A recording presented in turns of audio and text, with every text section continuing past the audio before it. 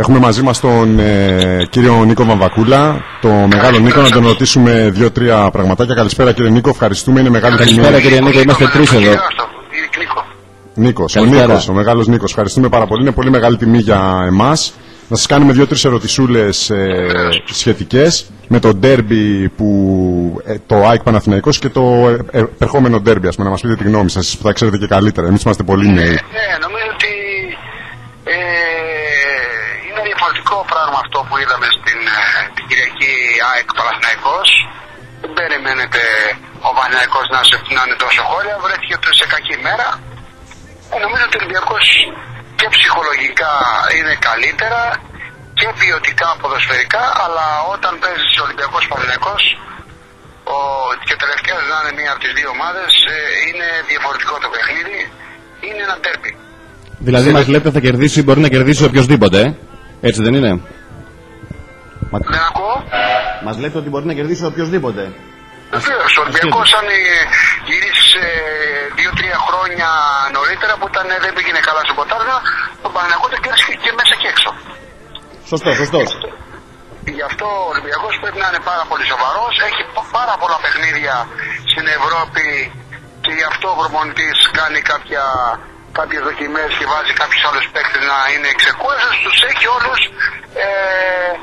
έτοιμους. Σωστά. Να πούμε ότι εσείς έχετε ζήσει πολλά ντέρμπι δεκαετία του 80 των δύο ομάδων, όπου ήταν και με φιλάθλους των δύο ομάδων, δηλαδή και ο παδί του Παναθηναϊκού και του Ολυμπιακού. Τώρα που είναι ο παδί μόνο της μιας ομάδας, αυτό επηρεάζει την φιλοξενούμενη ομάδα? Όχι, έτσι πως έχουν γίνει τώρα το πρωτάθλημα που δεν παίζει ούτε στον κόσμο, δεν νομίζω τίποτα. Είναι πώς θα βρεθούν, σε τι μέρα θα βρεθούν τα ατού του Ολυμπιακού ή του Παναθηναϊκού.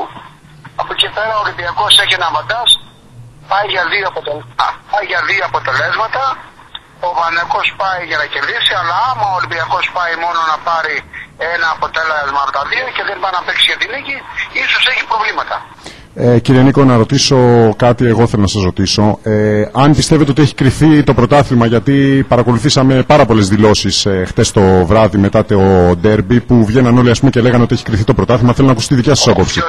Όποιος το λέει αυτό πρέπει να είναι τρελός, διότι ο Ολυμπιακός μπορεί να είναι 4 πόντους διαφορά και ο Παναθηναϊκός ήταν 5, είδες που βρέθηκε η κατάσταση.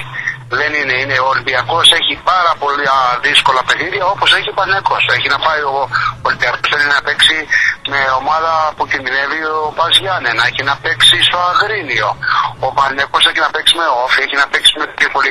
Είναι παιχνίδια που δεν μπορεί να πεις ότι μπορεί να τα κερδίσεις. Οι μικρότερες ομάδες έχουν κάνει τη ζημιά στις μεγάλες.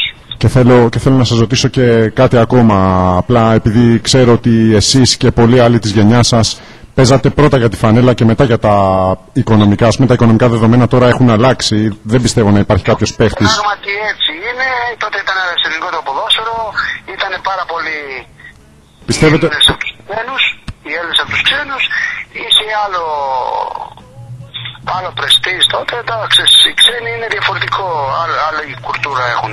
Το θέμα είναι ότι όμως και οι ξένοι που είναι εδώ αρκετά ξέρουν ότι πάνε από την ντέρμπι, διότι και στην πατρίδα τους έχουν τα ανάλογα ντέρμπι και νομίζω ότι έχουν μάθει και αυτοί.